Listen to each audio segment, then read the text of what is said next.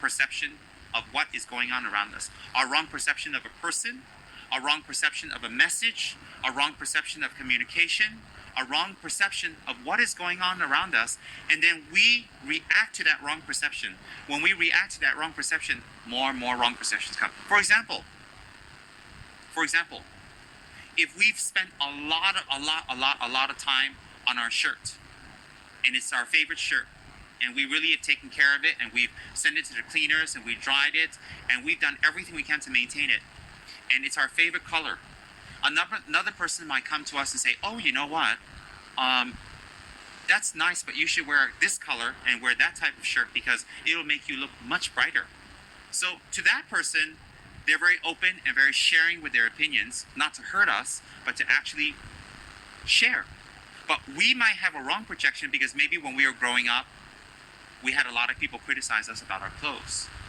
We had a lot of people say negative things about our clothes, so we blow off the handle. We shout, we scream, we say, I don't want to be his friend anymore, I don't want to be near them anymore, and we take a very small situation and we blow it out of proportion and make it very big, just for something small. Why?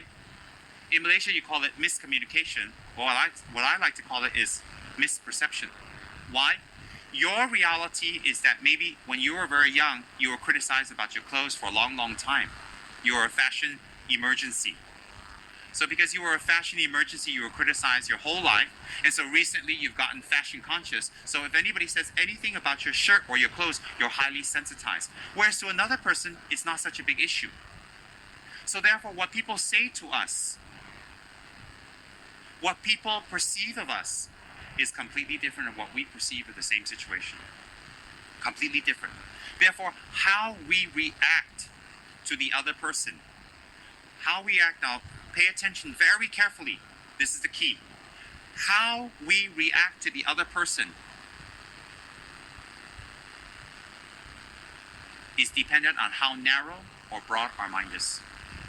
If our mind is very narrow due to lack of exposure, due to lack of study, and mostly due to lack of application of the Dharma teachings, we will be very sensitive, we will be very angersome, we will hold a grudge, we will always show a black face, we will always show ourselves not to be wrong. Always. And if we have responsibilities, if we have to do certain work, we run away. And when we run away, we think that we have escaped, but actually we open the doors for another negative situation to come even more. And we don't realize that. Most people run away from difficult situations. They escape, they run away, and they think to themselves, hey, I got away with it. I'm all right. See, I got it. I made it easy. Everything's all right now. But actually not. Actually not. If you examine carefully people who run away from difficult situations or they don't challenge and push themselves, and they can, the situations have become more harder and more difficult, more harder and more difficult, more harder, eventually unable to handle. So temporarily, we escape from a situation so we don't have any sufferings. We escape from a situation so that we don't come across any difficulties. But the very fact that we escape is because we want to get away from difficulties. But in fact, we invite even more difficulties, only in grander and wider and bigger scales. So how do we deal with that? What I always say is, why is confession very strong? Because it is to verbalize what we have done.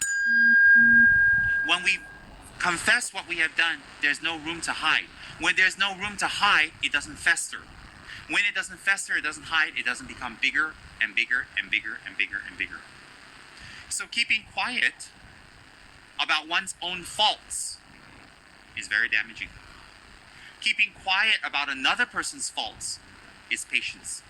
When we keep quiet about another person's faults, it's patience. But when we keep quiet about our own faults, it's very detrimental.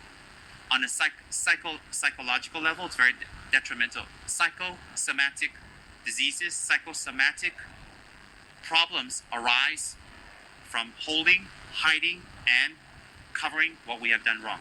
Psychosomatic is something that arises from the mind. Some physical ailment, some sickness, some outer difficulties that the source is not really the difficulties, the source is from the inside. Psychosomatic. So therefore, confession talking, explaining is very, very powerful. When we do that, we heal. Psychosomatic disorders. Psychosomatic.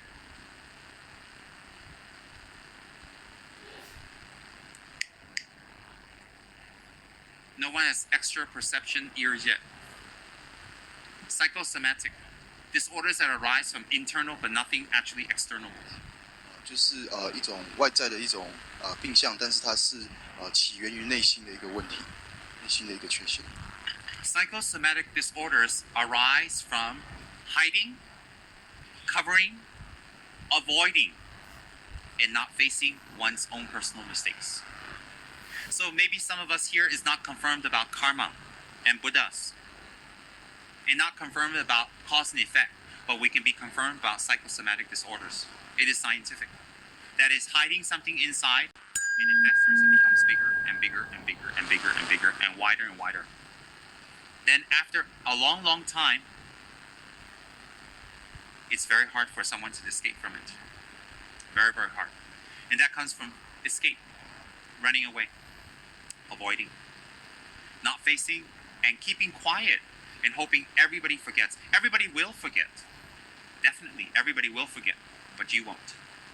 And it will come up again and again. And you may even change your whole set of friends, but you're going to have to change them again and again.